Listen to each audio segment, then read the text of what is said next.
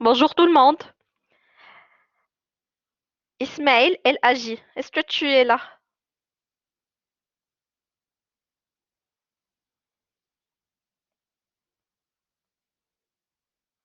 Je te donne la parole pour que tu puisses m'assister aujourd'hui, d'accord?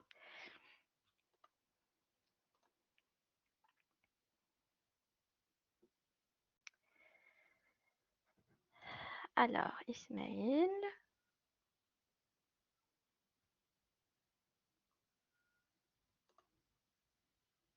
présentateur.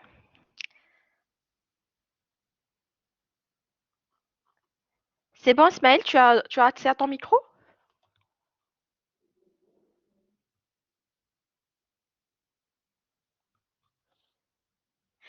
C'est bon, merci beaucoup. Donc, si j'ai un problème, s'il te plaît, tu m'assistes, ok? Donc, bonjour tout le monde, j'espère que vous allez bien. On se retrouve aujourd'hui pour une autre séance, ok? Donc, la continuité de notre cours. Je prends juste mon stylo vite fait.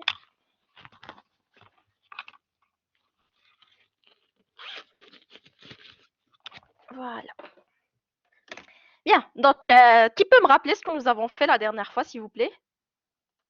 Qu'est-ce que où nous nous sommes arrêtés? Qu'est-ce que nous avons vu la dernière fois?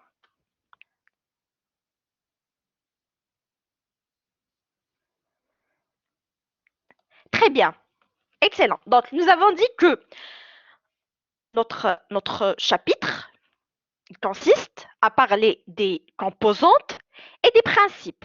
Très bien, bravo.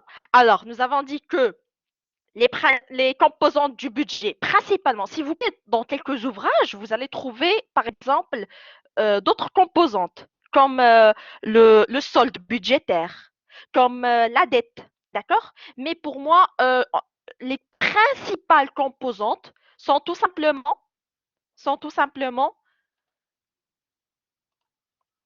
les ressources ou les recettes et les dépenses budgétaires. D'accord? Les ressources ou les dépenses budgétaires. Très bien. Donc, quand nous avons déjà vu ensemble les recettes, ok? Nous avons dit que les recettes, c'était quoi? Bon, c'était un ensemble et principalement, la principale recette, c'est la recette fiscale. Et c'est pas grave, Smail. C'est pas grave. J'ai compris ce que tu as fait. OK? Et nous avons parlé des charges. Des charges. Et nous avons dit que les charges ou les dépenses, c'est la même chose. OK? Les dépenses budgétaires, nous avons dit que ils sont scindés en trois catégories. La première, c'est ce qu'on a appelé le BGE. OK? Le budget général de l'État. Les seconds, ce sont les segments. Et les troisièmes sont les CST, qui sont les comptes spéciaux. Les comptes spéciaux de quoi? Ou les comptes spéciaux de Très bien, du trésor. Bravo. Exactement. D'accord? Donc, le BGE, nous avons vu l'ensemble des recettes, des dépenses. Donc, nous avons dit qu'il y avait les dépenses de fonctionnement, les dépenses d'investissement et les dépenses de la dette publique. Et nous avons dit que la dette publique, alors on parle de la dette publique, la dette, comment on appelle ça?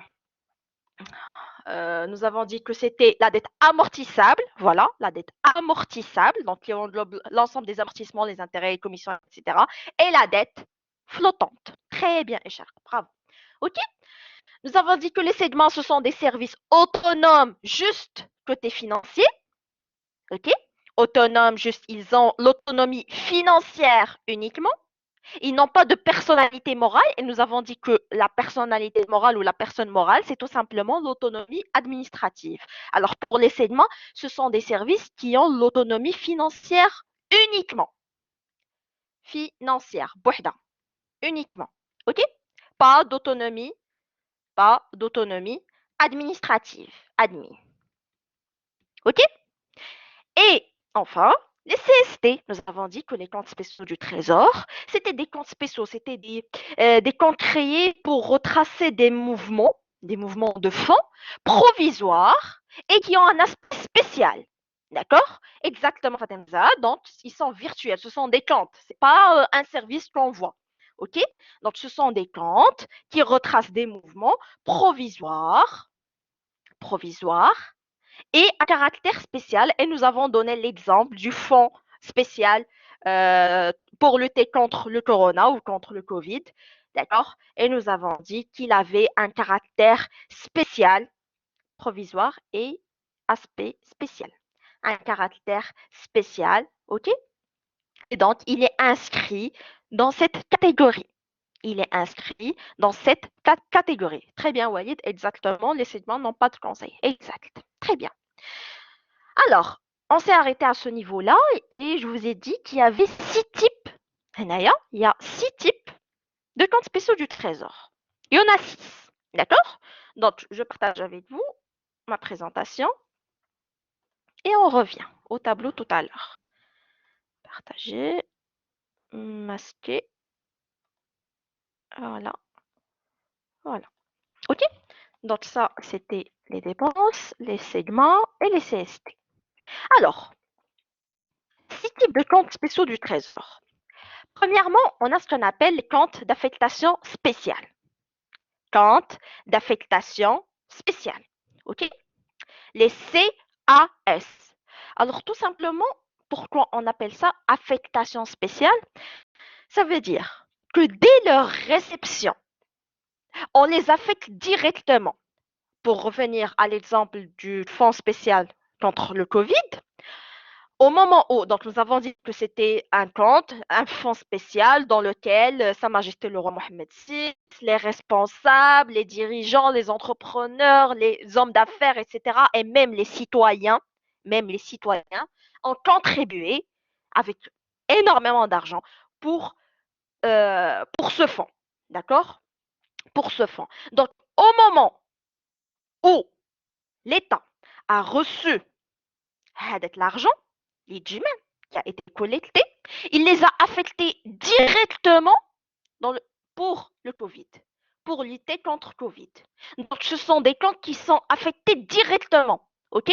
C'est ce qu'on appelle des CAS, des comptes d'affectation spéciale. OK? Donc, dès leur réception, on les affecte directement pour la cause. La cause, elle lâche pour l'objet déterminé de ces comptes. Les comptes de prêt et les comptes d'avance. Donc, prêt, ça veut dire qu'on va prêter aux organismes. Donc, l'État prête, c'est lui qui prête, c'est lui qui donne de l'argent. OK, il va prêter de l'argent. La différence entre les prêts et les avances, ben, tout simplement, c'est la durée. C'est-à-dire plus de 2 ans, OK, plus de 2 ans, ce sont des comptes de prêt. Si on prête et ce sont des prêts qui ont une durée supérieure à 2 ans. Si c'est moins de 2 ans, ce sont des comptes d'avance. OK? Ce sont des comptes d'avance. S'ils sont inférieurs à 2 ans, on les appelle des comptes d'avance, tout simplement. C'est ça la différence entre les deux. Quatrième compte des comptes spéciaux du Trésor, c'est les comptes d'adhésion aux organismes internationaux. Donc, vous connaissez déjà les organismes internationaux. On a par exemple l'ONU, l'Organisation des Nations Unies, on a le FMI, on a la Banque mondiale, etc., etc. D'accord? Pour adhérer à ces organismes, c'est pas gratuit. Il faut cotiser. Il faut cotiser pour adhérer à ces organismes. D'accord? Et donc, le fait de cotiser, l'argent qu'on va cotiser, ces cotisations vont être affectées à ce qu'on appelle les comptes d'adhésion aux organismes internationaux. Donc, c'est un compte dans lequel il y aura les cotisations, dans lesquelles on va payer ces cotisations-là. D'accord? Un compte dédié aux cotisations aux organismes internationaux. Très bien. Les comptes d'opérations monétaires. Alors, concernant les opérations monétaires, on parle principalement des opérations de change, par exemple. Par exemple, la banque de change. Par exemple, Banque Marais, par exemple, elle effectue des opérations de change, achat-vente de devises, achat-vente de devises. Donc, bien évidemment, comme je vous l'ai expliqué, si vous avez fait des finances de marché, vous allez comprendre qu'il y a des gains et des pertes sur ces opérations-là. Gains et pertes sur ces opérations-là. D'accord? Donc, tout ça se fait dans ces comptes d'opérations monétaires. Donc, les gains, les pertes qui sont occasionnées par les opérations de change, les opérations monétaires, sont affectées dans ces comptes d'opérations monétaires. D'accord? Et enfin, les comptes de dépenses sur dotation, alors ça, ce sont des cas spéciaux. Par exemple, le fonds spécial de développement régional, par exemple. Donc, on va mettre de côté une certaine somme d'argent pour le développement régional de chaque région, par exemple. Il y a aussi le fonds de développement des collectivités locales. OK? Donc, c'est ça les principaux types de comptes spéciaux du Trésor. J'espère que c'est clair, s'il vous plaît. Ignorez. C'est bon, c'est clair? Très bien. La cotisation, ça veut dire que je vais payer une certaine somme. Je vais cotiser, tout simplement. Exactement. Ce sont des frais pour faire partie de cet organisme. OK? Le dernier compte, ce sont les comptes sur dotation. Une dotation, là, vous l'avez vu, la comptabilité. Une dotation, ça veut dire que vous allez garder une certaine somme d'argent qui va être dédié, dans ce cas, au Fonds spécial de développement régional, par exemple, au Fonds de développement des collectivités locales, etc. Donc, ce sont des dotations affectées à des comptes spéciaux. À des comptes spéciaux. La cotisation adhérente monétaire. Oui, oui, oui, oui, oui, l'adhésion, pas l'adhésion, l'adhésion.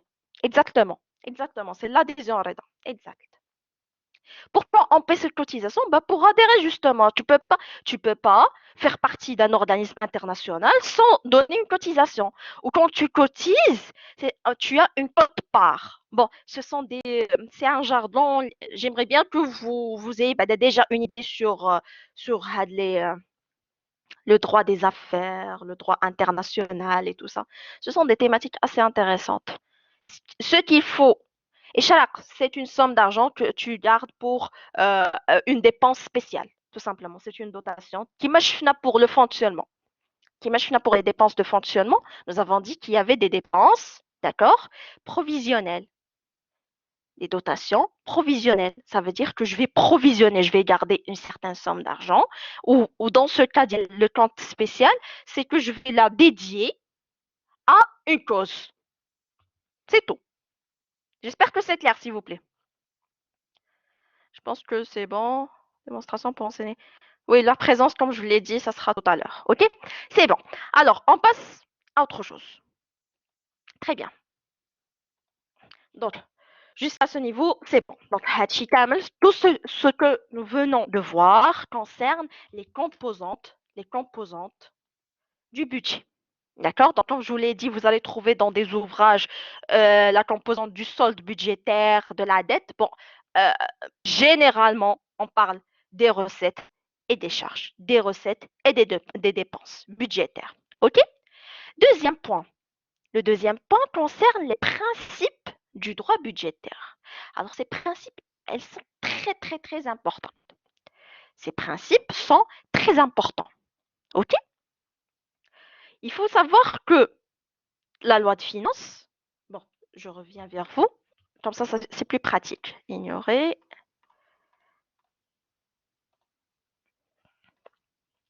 Le code tout à l'heure, je vais vous donner le code tout à l'heure. Safa, oui, dis-moi, qu'est-ce que tu veux? Tu peux écrire sur le chat. Safa habite. Alors, je reviens sur le tableau. Très bien. Donc, le droit budgétaire, donc nous l'avons expliqué, les composants du droit budgétaire. Maintenant, on parle des principes. Les principes du droit budgétaire. Alors, ces principes, elles sont très importantes. Pourquoi? Déjà, on sait, tout le monde sait, nous l'avons vu ensemble, la loi de finances, c'est quoi? La loi de finances, c'est une autorisation budgétaire. Donc, c'est un acte de prévision et d'autorisation, n'est-ce pas? Donc, c'est une autorisation budgétaire. OK? Autorisation budgétaire. Très bien. L'autorisation budgétaire, cette autorisation budgétaire, elle est fondée sur une série de principes. Fondée et fondée, prévoit les dépenses. Oui, très bien, Reda, exact.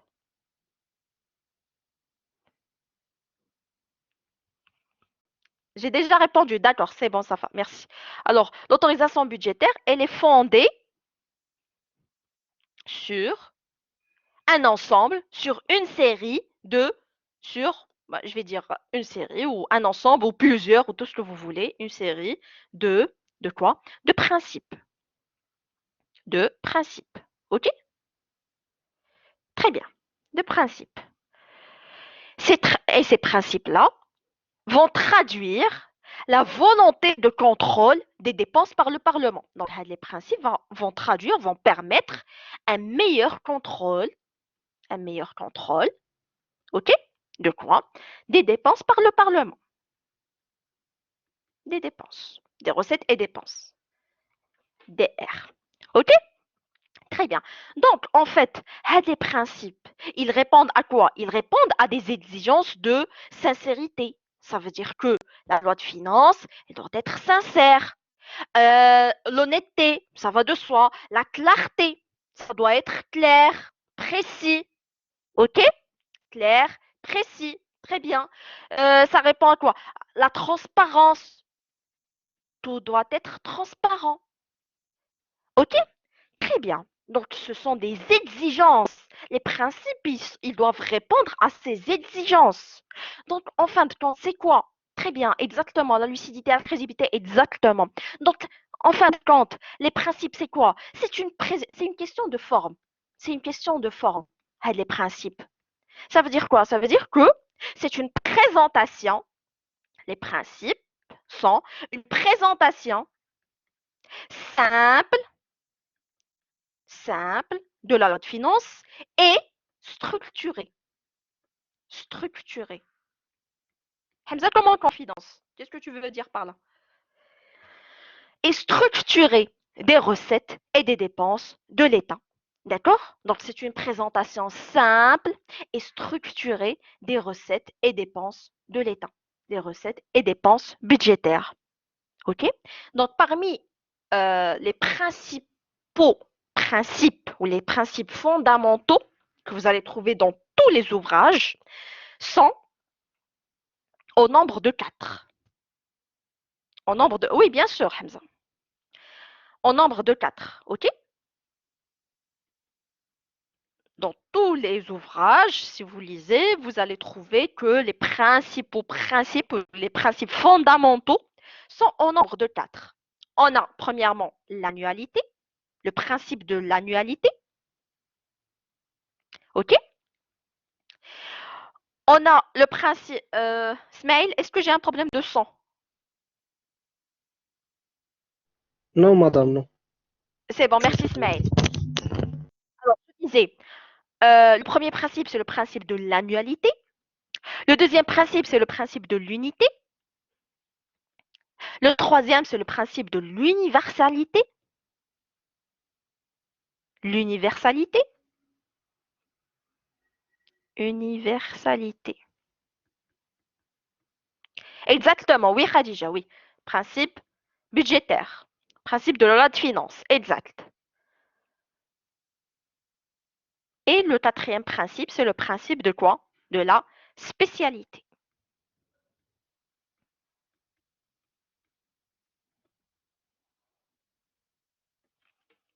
OK?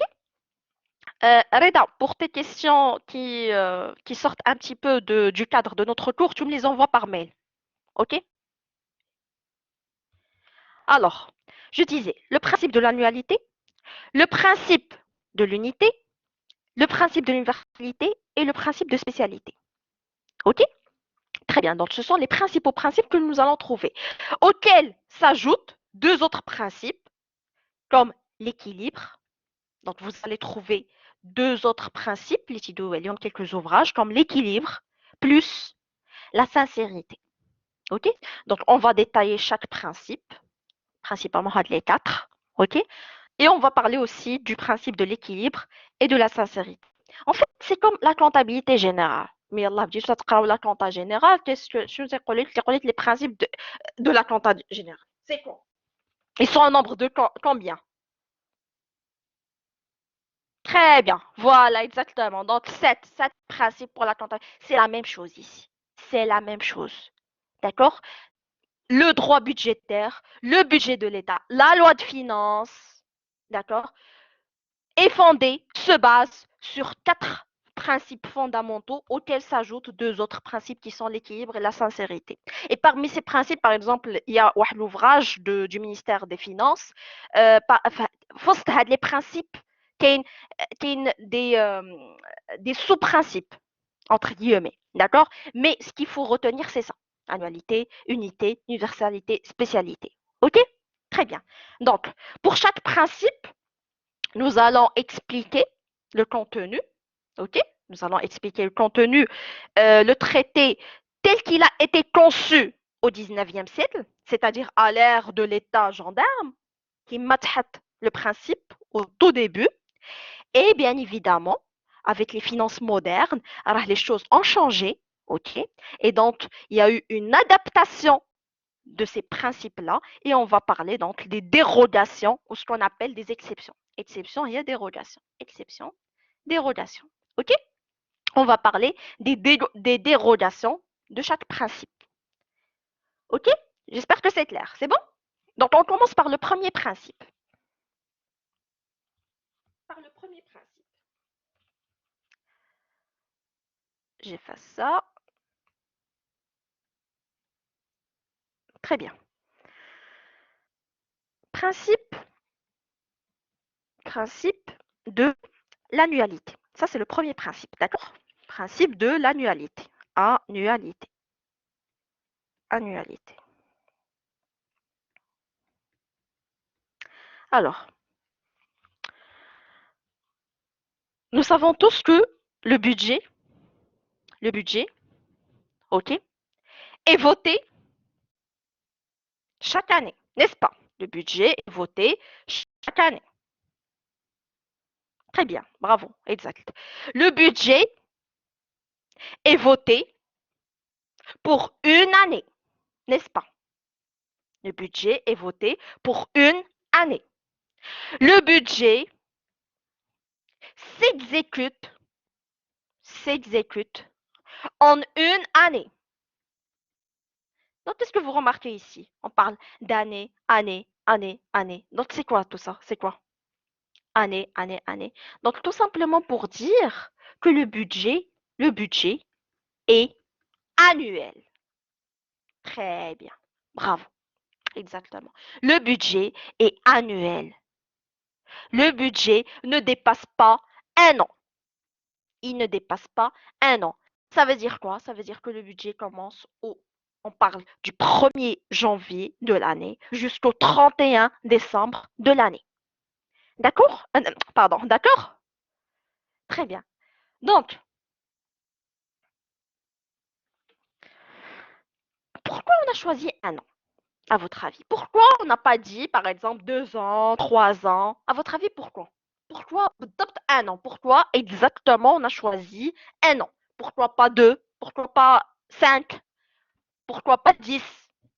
À votre avis? Quelles sont les raisons pour lesquelles nous avons choisi un an? Très bien, Ishraq. Bravo. Bravo. Donc, premièrement, c'est pour simplifier le contrôle. C'est ce qu'on appelle une raison politique.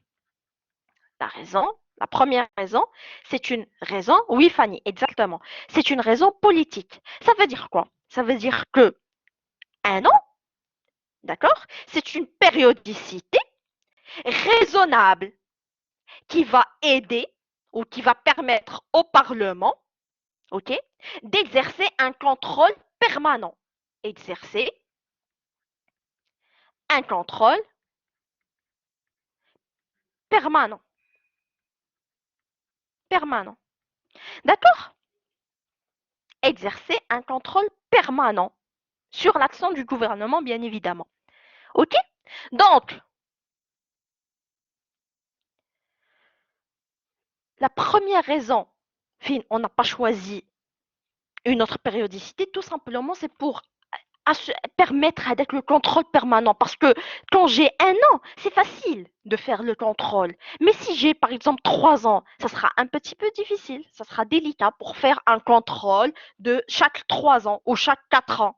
C'est pas possible. C'est pour ça qu'on a réduit, qu'on a rétréci, on a gardé une périodicité raisonnable d'un an. Ça, c'est pour la première raison. La deuxième raison, c'est une raison comment? C'est une raison comment? Dites-moi.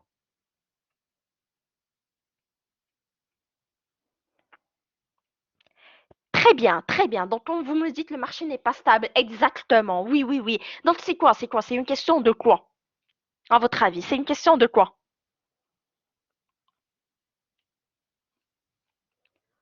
Stabilité, adaptation? Non, pas encore. Je vais être plus précise que ça. Donc, ça, c'est une raison technique. Donc, la première, c'est une raison politique et la deuxième, c'est une raison technique. Donc, essayez de réfléchir à ça. Très bien, Soumia. Exactement, Soumia. Bravo. C'est, c'est, nous avons dit quoi? La loi de finances, c'est un acte de prévision et d'autorisation, n'est-ce pas?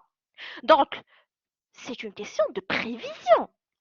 Si par exemple, la durée pour faire les prévisions augmente, on a une durée de 3 ans, 4 ans, qu'est-ce qui va se passer? Ben, tout simplement, on aura une marge d'erreur plus grande, une marge d'erreur plus importante, n'est-ce pas? Plus la prévision, plus la marge d'erreur, elle est importante. Pourquoi? Parce que chaque année, il y a de nouvelles choses. Il y a de nouvelles recettes, il y a de nouvelles dépenses, il y a une conjoncture économique qui change, d'accord? Donc, il y a de nouveaux indicateurs qui sont là.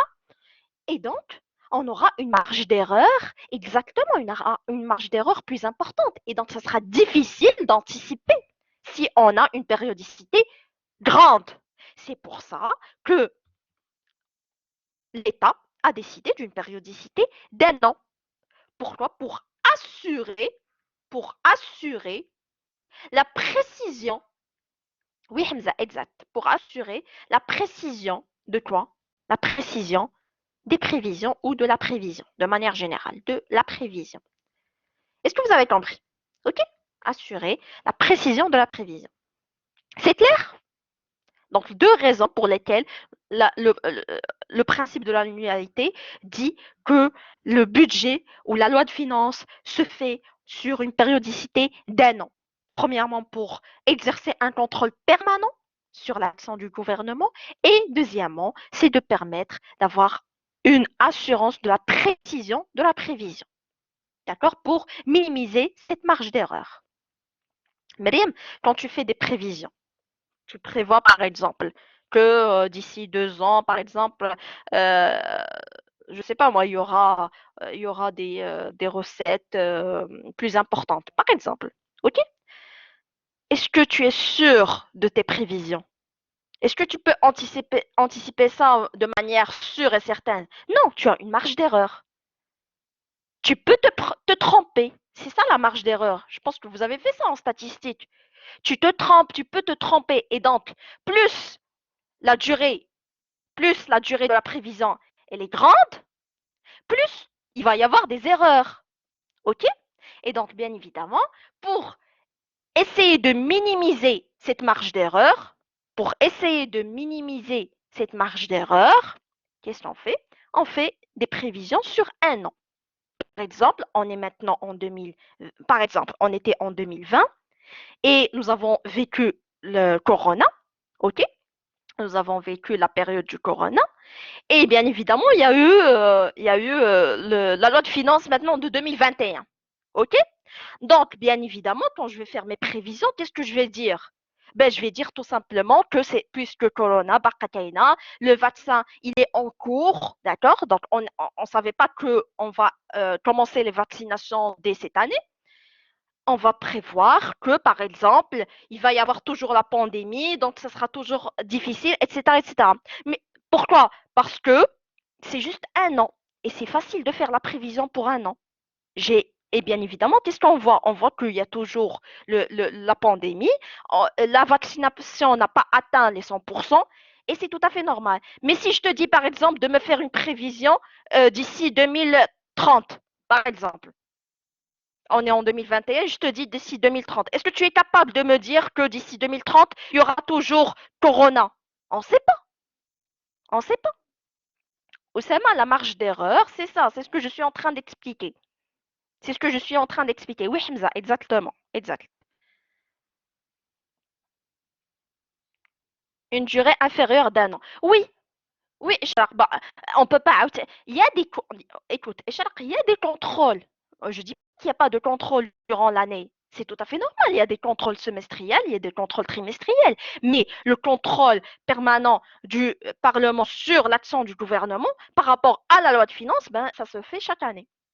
OK? Ça se fait chaque année. On ne peut pas à chaque fois faire du contrôle tout le temps, au courant de l'année, c'est difficile. Ce sera difficile. On ne pourra pas avoir des chiffres, des statistiques. OK? Bien sûr, la conjoncture, elle va différer. Exactement, je ne peux pas prévoir que d'ici 5 ans, il n'y aura pas de Covid. Peut-être qu'il y aura de Covid, peut-être qu'il y aura une autre maladie, peut-être qu'il n'y aura plus rien. Donc, on n'est pas sûr. Donc, la marge d'erreur. C'est pour ça qu'on essaie de minimiser cette marge d'erreur. Et donc, on va assurer la précision de la prévision. J'espère que c'est clair, OK? Pour tout le monde. Très bien. Alors, euh, ça, c'est le principe tel qu'il a été relaté, tel qu'il a été traité, d'accord? À l'ère de l'état gendarme, OK? Mais maintenant, je vais effacer ça. Maintenant, quand on parle des finances modernes, OK? Quand on parle des finances modernes, des finances publiques modernes, l'année budgétaire n'est plus adaptée en fait à la gestion budgétaire moderne. Pourquoi? Parce que la plupart des investissements, la plupart des investissements sont comment? Ils sont comment ces investissements? La plupart de ces investissements, ils sont comment? Dites-moi. Nous avons vu le terme la dernière fois. Non, Etzman? Non? Ils sont? Non? Oui, c'est quoi longue durée? Nous avons vu un terme. Pas annuel? Non? Très bien, Hajar. Bravo. Pluriannuel. Pluriannuel. Oui, Etzman. Exactement. À long terme. Plusieurs années. Oui, Ismaël. Bravo. Exact. Donc, la plupart des investissements maintenant de l'État sont pluriannuels. Donc, je suis face à un paradoxe. Pourquoi? Parce que je vous dis que le budget, il est annuel, il se fait chaque année, mais à contrario, versus, on a des investissements qui sont pluriannuels. Des investissements qui sont pluriannuels. Donc ça pose problème, n'est-ce pas? Ça pose problème.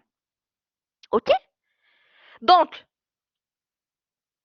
le paradoxe, l'État a été obligé de faire une adaptation à ce principe.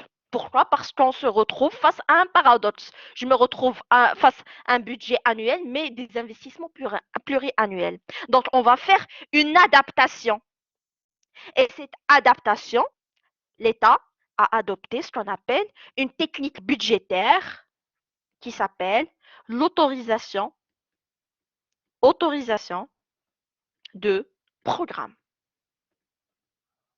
Les autorisations de programme.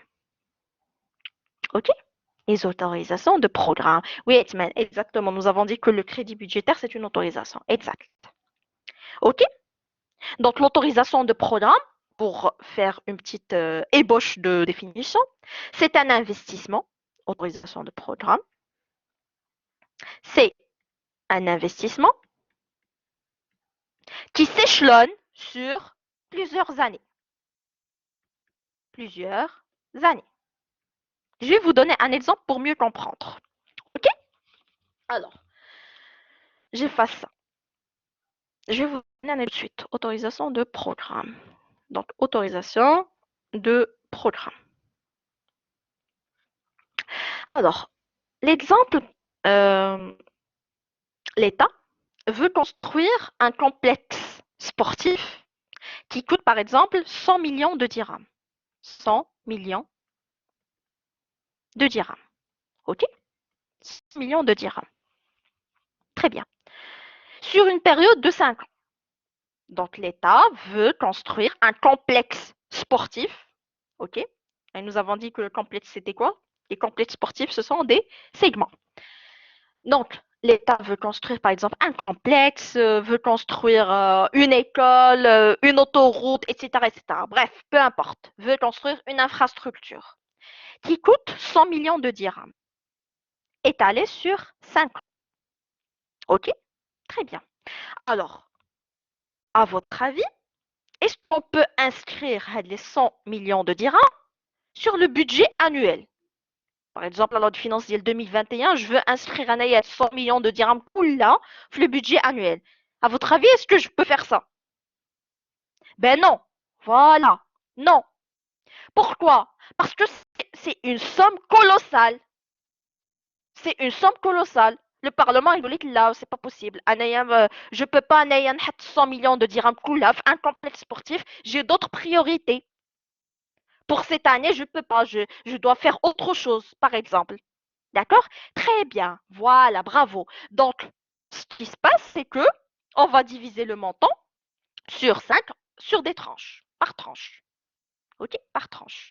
Et on va supposer que toutes les tranches, elles seront égales. Donc, on va diviser les 100 millions sur 5 ans. Donc, on aura 20 millions de dirhams. Exact. Très bien, Oussama. Très bien. OK? 20 millions de dirhams. Bien. Alors, 20 millions de dirhams par an. Donc, je répartis ma dépense sur la durée, qui est de 5 ans. Première année, première année, OK? C'est bon. On a payé les 20 millions de dirhams. C'est bon, ils ont été payés, tranquille. Il y a eu le crédit de paiement carrément, mais chez il y a eu un crédit de paiement. Donc c'est bon, on a eu l'autorisation, etc., etc. Tout est payé. La deuxième année, N plus 1, on a payé les 20 millions de dirhams. Donc maintenant, on a déjà payé 40 millions de dirhams du projet. OK? On a déjà payé 40 millions de dirhams du projet. Très bien. La troisième année, N plus 2. Exactement, oui, Charles. N plus 2. Donc, on a payé les 20 millions de dirhams. On en est maintenant à 60 millions de dirhams. On a déjà payé les 60 millions de dirhams sur 3 ans. OK? Sur 3 ans. Déjà, 3 ans. N plus 3. On est à la quatrième année. On est à la quatrième année. Alors, la quatrième année, le Parlement, il s'oppose. Ils vont voter le Parlement, il va refuser. Il va dire non, je ne peux pas donner 20 millions de supposons qu'on a fait avec les 30%, etc., etc. Mais là n'est pas la question. Est-ce que j'ai un problème de son? Oui, madame, vous avez un problème Smail, de est-ce que j'ai un connexion. problème de son? D'accord, ok, je vais essayer ça.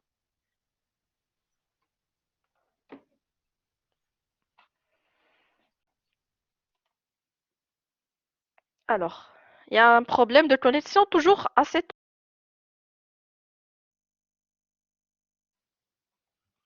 C'est bon maintenant? Est-ce que le son est audible? Oui, oui. C'est bon, merci beaucoup, merci. Très bien. Donc je disais que je vais vous donner le mot de passe tout à l'heure. Smail, tu me rappelles ça tout à l'heure, à la fin. Alors, Hajar, pas la peine d'écrire tout ça. Bref, je disais s'il vous plaît, on est à la quatrième année, et le Parlement, il refuse. Il refuse d'accorder 20 millions de dirhams, comme d'habitude, comme chaque année, pour ce complexe sportif. Pourquoi? Parce que il y a d'autres dépenses. Je sais pas moi, par exemple, supposons que la quatrième année, il y a de l'année, il y a le corona. Il y a eu une exception, il y a eu une situation de crise, donc on ne peut pas gaspiller 20 millions de dirhams pour le projet.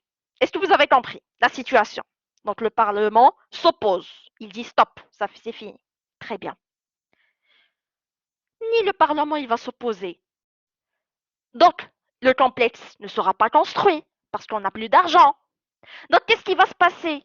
Ben, les 60 millions qu'on a déjà dépensés, ben, c'est du gaspillage. On a gaspillé les 60 millions pendant les 3 ans. C'est du gaspillage.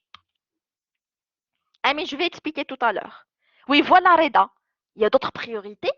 On va se retrouver face à une situation de gaspillage. On a déjà gaspillé 60 millions fait le projet. OK? On l'a déjà gaspillé. Pourquoi? Parce que la quatrième année, le Parlement s'est opposé.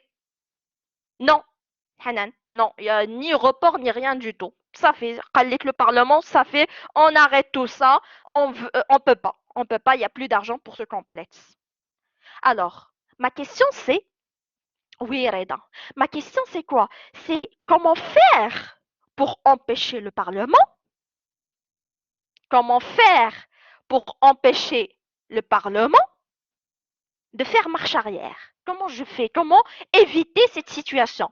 Éviter la situation, éviter que le Parlement fasse marche arrière. C'est-à-dire quoi? C'est-à-dire comment je peux assurer la la pérennité d'un projet.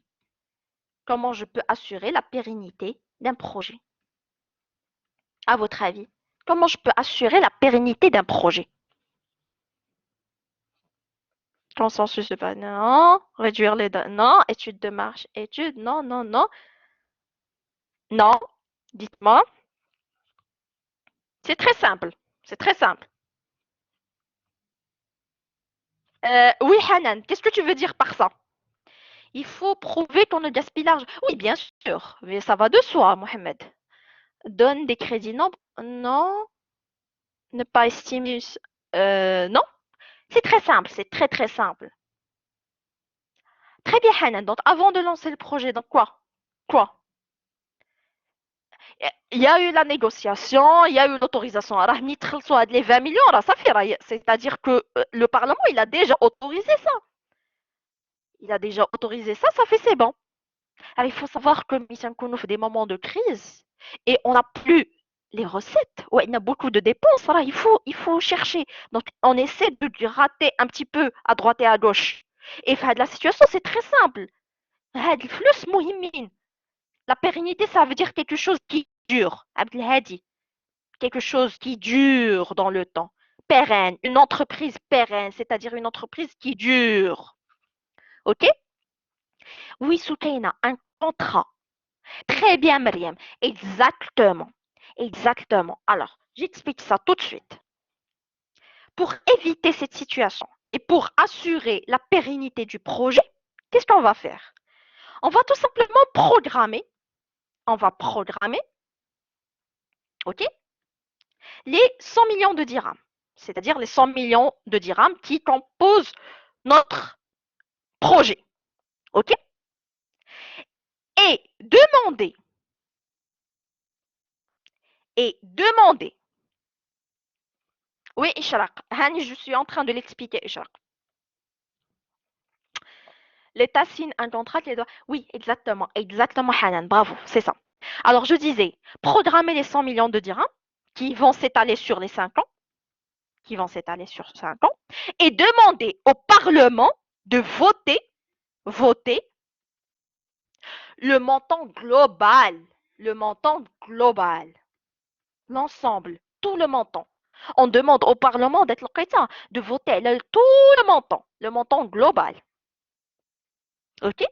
De l'investissement, bien sûr, le montant global de l'investissement. Ça veut dire que j'aurai l'autorisation parlementaire.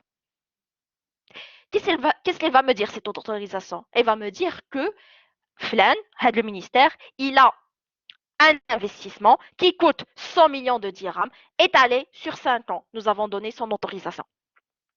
Une autorisation budgétaire. Et nous avons parlé de ça la dernière fois. C'est ce qu'on appelle les crédits. Les crédits de quoi?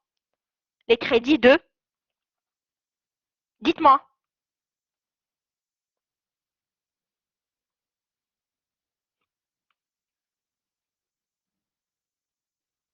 Non, pas de paiement. Très bien. Crédit d'engagement. Exactement. Le crédit d'engagement, ça veut dire quoi? Nous l'avons expliqué la dernière fois. Nous avons dit que ça consistait les dépenses d'investissement et ce sont des autorisations qui disent OK, j'autorise pour cette année budgétaire et les autres années budgétaires, les années budgétaires qui suivent. Très bien. Vous avez compris? Donc, j'ai mon autorisation. Ça veut dire qu'à ce moment-là, le Parlement n'a plus le droit de reculer ou de faire marche arrière. Et donc là, le montant sera divisé en tranches. Le montant sera divisé en tranches, OK? Par année budgétaire. par année budgétaire. Le montant sera... Oui, Khadija. Donc, je disais qu'on va programmer les 100 millions de dirhams et on va demander au Parlement de voter le montant global de l'investissement. Global de l'investissement. D'accord? Et donc, le montant, il va être divisé en tranches par année budgétaire, c'est-à-dire, dans notre cas, 20 millions de dirhams chaque année. OK? Et à ce moment-là, on peut parler de crédit de paiement, c'est-à-dire que ce sont des autorisations qui n'ont pas besoin à chaque fois qu'il y ait l'autorisation budgétaire, parlementaire. OK? Pas besoin de renouveler l'autorisation parce que c'est bon, ils sont déjà engagés. Ce sont des crédits d'engagement. Est-ce que vous avez compris? Donc, c'est ce qu'on appelle, c'est ce qu'on appelle une autorisation, une autorisation de programme. Très bien, bravo. Une autorisation de programme. Donc, c'est quoi l'autorisation de programme? C'est une technique par laquelle on finance annuellement, pour respecter l'annualité du budget, annuellement, quoi? Ben, tout simplement, des investissements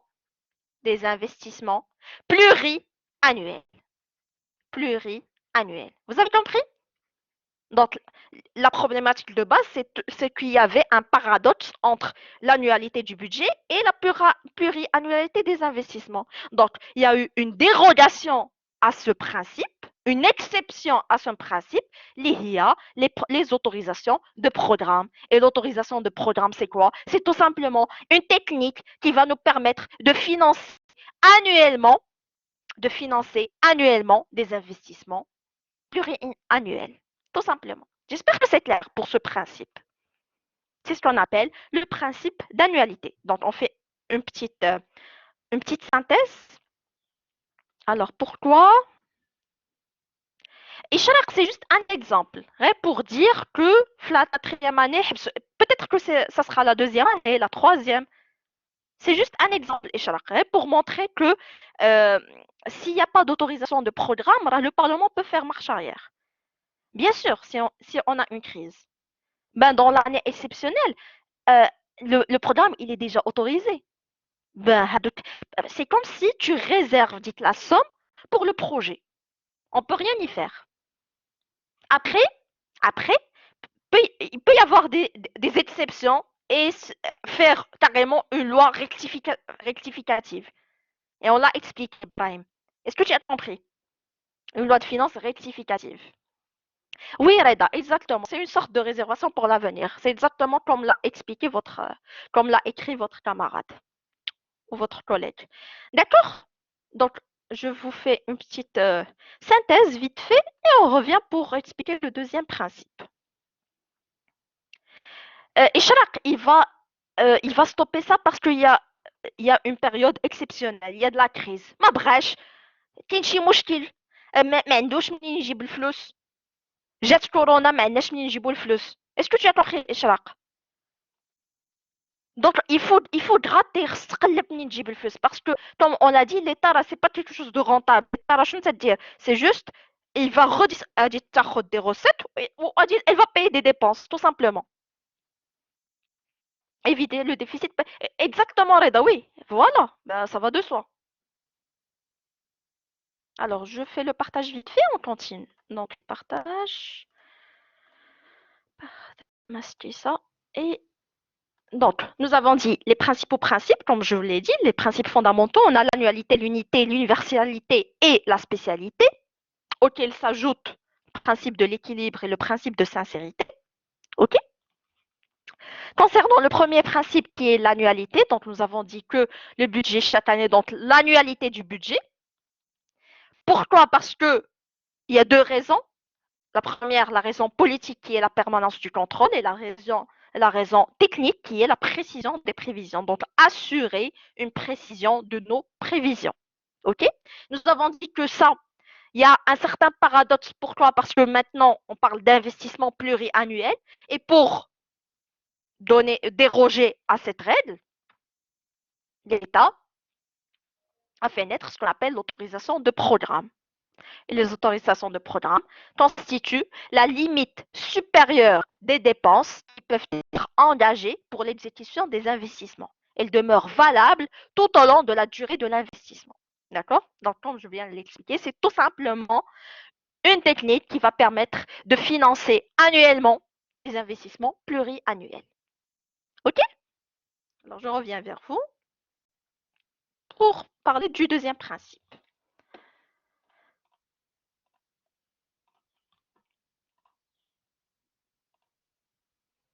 S'il veut continuer ce projet, ben, si, Mrim, commence à continuer. Ah oui, après, ben oui, bien sûr, il faut une nouvelle autorisation. Ça va de soi.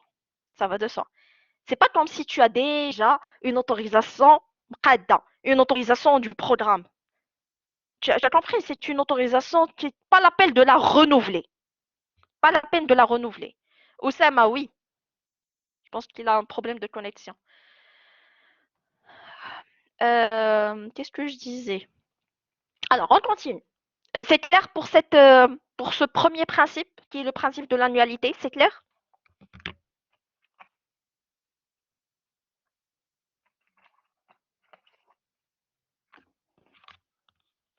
Ça dépend de l'autorisation Aya. Ça dépend de l'autorisation. Très bien. Alors maintenant, on passe. Merci Hamza. Exact. On passe au principe d'unité. Très bien. Alors, le deuxième principe, c'est le principe de l'unité. Unité. Unité. Bien. Alors, nous savons tous, ok, que il y a un seul budget. S'il vous plaît, je vous dis tout le temps, on va voir le principe tel qu'il a été conçu au début et par la suite, on va parler des exceptions. OK? Donc, il y a un seul budget. Un seul. Ouais, mais il n'y en a pas plus. Il y a un seul budget qui retrace, qui retrace toutes les opérations budgétaires. Toutes les opérations budgétaires. OK? Très bien. Un seul budget qui retrace toutes les opérations budgétaires. Bien. Ça veut dire quoi? Ça veut dire que l'État, il a un seul compte. Une seule caisse. Une seule caisse. Une seule. Une seule caisse. OK? Bien. Il n'existe rien en dehors de ce budget. Donc, quand je dis que le budget, ça veut dire qu'il n'y a rien en dehors de ce budget. En dehors du budget, il n'y a rien. Ou allô? Rien. OK? Il n'y a rien en dehors de ce budget. Bien sûr, nous allons voir que ce principe, il est dépassé maintenant. OK? Nous allons voir euh, d'ici peu que ce principe, il est dépassé. Mais ma question déjà, c'est que lors de la conception de ce principe, pourquoi on a dit qu'il faut avoir un seul budget? Pourquoi, au 19e siècle, on parlait d'un seul budget? Un seul. C'était quoi l'avantage en fait d'avoir un seul budget à votre avis? Pourquoi? Pourquoi un seul budget? Très bien, très bien. Assurer le contrôle. Oui, Hanan, bravo. C'est une raison de contrôle. C'est une raison de contrôle. Pourquoi? Parce que si j'ai plusieurs budgets, ben, je vais me perdre dans mon contrôle. Donc, premièrement, c'est une question de contrôle. Exactement. C'est pour assurer un contrôle. Et la deuxième raison, c'est quoi à votre avis? C'est quoi la deuxième raison? Pourquoi on veut un seul budget? Dites-moi. Il n'y avait pas autant de dépenses. Ben si, Hanan, il y en a, depuis toujours, il y a assez de dépenses, croyez-moi. Contrôle pour ne pas dépasser de plus. Diminuer les dépenses. Ne pas dé- Alors, Hajar, bah, tu y es presque. Une meilleure gestion de quoi, Oussama? Très bien, une meilleure gestion de quoi? Dis-moi. Une meilleure... Reda, la raison politique, c'est le contrôle, tout simplement.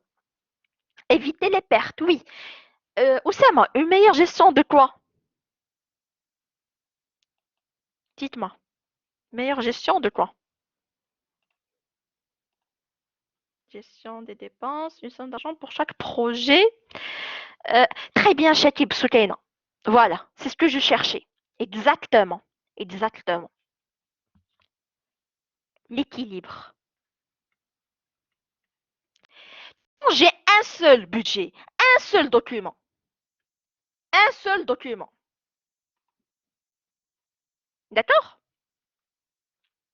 J'ai un seul budget, un seul document. Ça veut dire quoi? Ça veut dire tout simplement que je peux voir, je peux m'assurer que total dépense est égal à total recette. Je peux m'assurer et voir si le budget est réellement équilibré. Est-ce que vous avez compris? Exactement, Ilham. J'ai une vision de l'équilibre budgétaire. Je peux m'assurer si le budget est équilibré réellement. Très bien. Donc, c'est ça le principe de l'unité. Le principe de l'unité, c'est avoir un seul budget. Mais bien sûr, on le sait, tout le monde le sait, on le sait ensemble, c'est que l'État moderne, la conception, ce principe de l'unité d'avoir un seul budget a été dépassé, n'est-ce pas? Pourquoi? Dites-moi. Et on l'a vu ensemble. Pourquoi ça a été dépassé? Oui, oui maintenant. Et oui, pourquoi? Pourquoi l'unité, le principe de l'unité, a été dépassé avec les finances modernes, à l'ère de l'État-providence? Dites-moi. Non, pas ça. Non. On vient de le voir. Ensemble. Non. Chaque entité indépendante de l'autre. Quelles sont, Hamzat? C'est quoi? Quelles sont ces dépenses? Il y a beaucoup de chargés de etc., etc. Mais non. En fait, concentrez-vous sur le terme un seul budget. Un seul budget. Est-ce que quand j'expliquais mon cours concernant les composantes, est-ce que je vous ai dit à un moment donné qu'il y avait un seul budget? Sidi Ibrahim, est-ce qu'il y a un seul budget de nos jours? Voilà. Voilà. Exact. Oui, Reda. Oui, Hassan, oui, voilà. Donc maintenant, de nos jours, avec la conception de l'État moderne, on parle, l'État dispose d'une panoplie de budgets. L'État dispose d'une panoplie de budgets. Qui sont? Chnon? Qui sont? Qui sont quoi? L'État de nos jours. Exactement, Myriam. Exactement. Voilà. L'État dispose de plusieurs budgets. Donc, on n'est plus un seul budget, mais plusieurs budgets. Plusieurs budgets. Qui sont quoi? Quels sont les budgets? Oussama, quels sont les budgets de l'État? Nous venons de voir ensemble. Voilà, exactement. On a le BGE, le budget général de l'État. Des cannes la conception ancienne. On a les segments, les services de l'État gérés de manière autonome, et on a les CST. Voilà, exactement. Donc, pour faire très simple, le BGE, ce que nous avons vu, les dépenses de fonctionnement, d'investissement de la dette publique. Donc, tout simplement, c'est l'ensemble des dépenses qui concernent le budget royal, le budget du Parlement et les budgets des différents départements ministériels. Pour faire très court. Donc, ce sont généralement des services qui n'ont aucune autonomie. OK? Des services qui n'ont aucune autonomie. Les segments, ce sont des services qui ont seulement l'autonomie financière. Les CST, ce sont des comptes spéciaux qui ont un caractère, ce sont des mouvements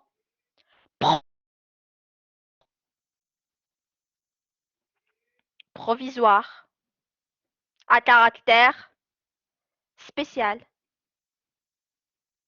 Caractère spécial. On parlait seulement d'un seul budget. Pardon. On parlait d'un seul budget à l'époque. Un seul budget. Maintenant, on parle de plusieurs budgets.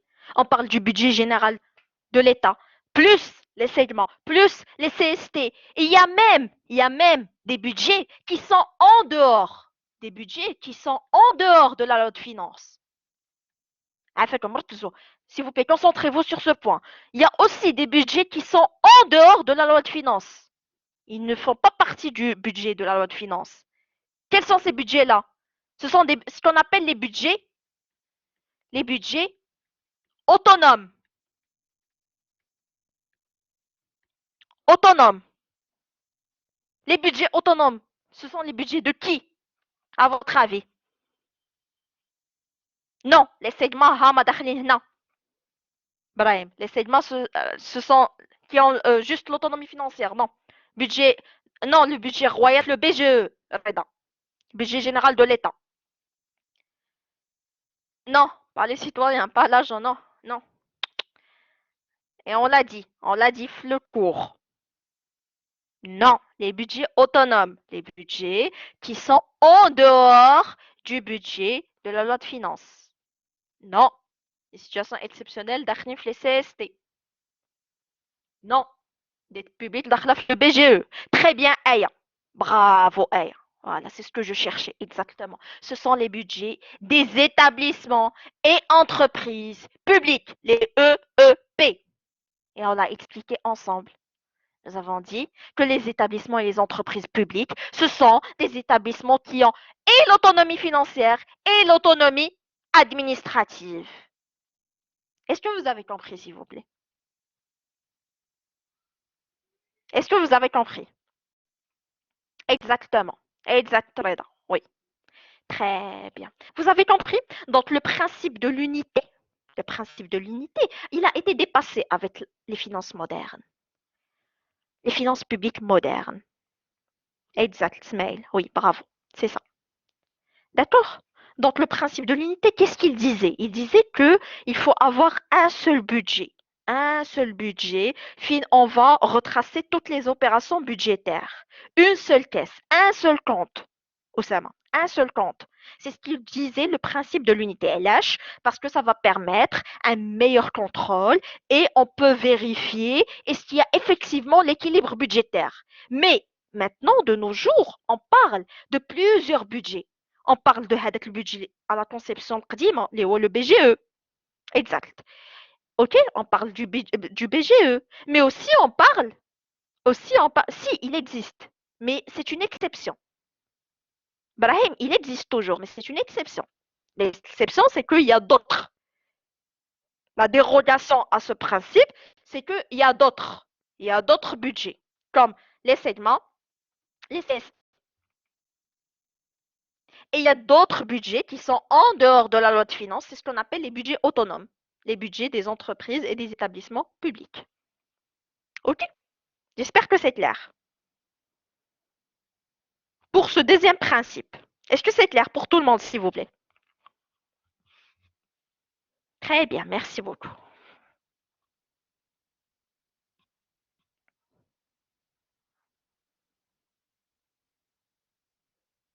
Excellent.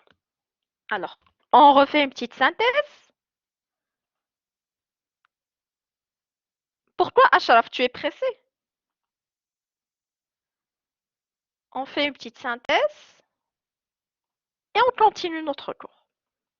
Partager, rester et notre synthèse. Très bien. Donc, nous avons vu le premier principe.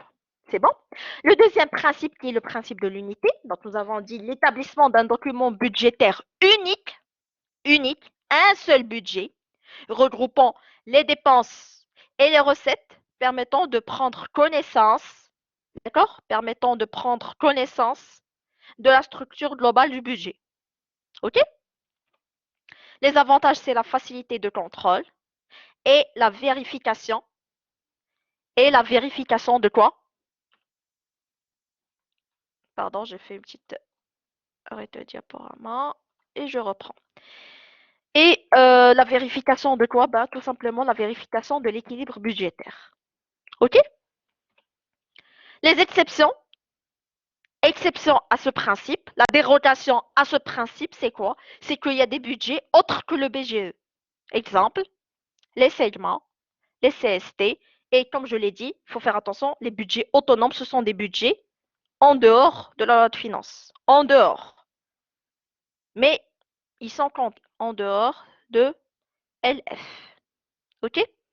Et les budgets autonomes. C'est bon pour ce deuxième principe?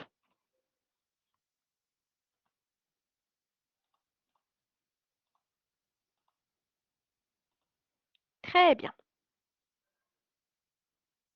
Excellent. Bien. Alors, on continue. Je vous donne le mot de passe. Je vous donne le mot de passe. Donc, c'est toujours là. UTE 4 SC2. UTE 4 SC2. Voilà, c'est ça, je pense. Tout est en minuscule. Je vais l'écrire sur le tableau. Tout est minuscule. OK?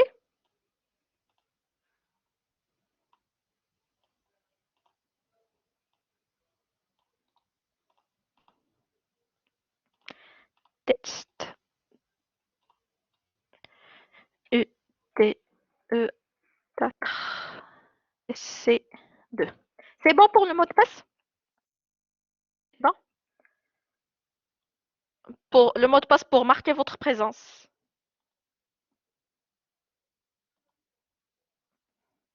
Alors, on continue. 4SC2. Voilà, c'est ça.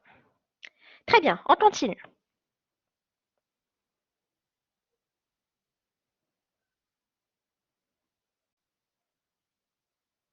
Amine, quoi?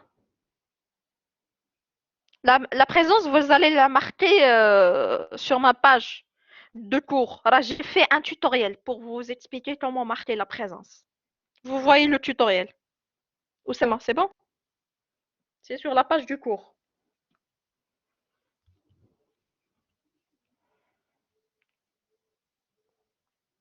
Enfin, il est encore. Je pense qu'il n'est pas incorrect. Les autres, c'est bon. Et voilà. Je pense que tu le copies-colles tout simplement. Alors, j'efface tout ça. Voilà. Et on continue. Sinon, de toutes les façons, Mohamed, je laisse un petit peu de temps, je pense, pour la présence. 11h35, on finit à 11h30, donc vous avez le temps. J'essaie toujours de respecter le temps qui nous est imparti. Oui, oui, je sais, je sais. Très bien. Alors, on continue, s'il vous plaît. Il nous reste quelques petites minutes. Donc, nous venons de parler du principe de l'unité, du principe de l'annualité, de l'unité. Et maintenant, on va parler du principe de l'universalité. OK? Le principe de l'universalité. Universalité. Très bien. Alors, le principe de l'universalité.